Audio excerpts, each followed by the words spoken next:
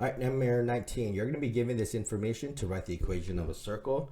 The equation of a circle is in this format. So all we have to do is plug in the numbers.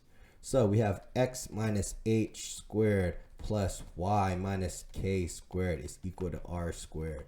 So I take out the h and I plug in here this -3 right here.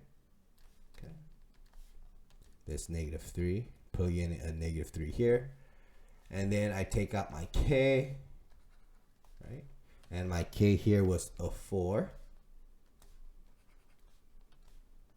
And I put in my radius, which is a 7. All right, so in here, a negative and a negative becomes a positive. So this is x plus 3 squared plus y minus 4 squared is equal to 49. That would be its complete equation in standard form. Next, let's do this one.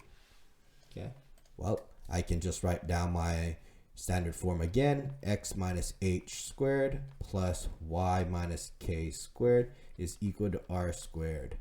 Okay, I take out the h, and what is my h here? My h here is -3, so I plug in -3 here. I take out my k. I know my k here is 4. And then what is my radius? Well, my diameter is equal to 20. So my radius is half of that, which is 10. So 10 squared. All right.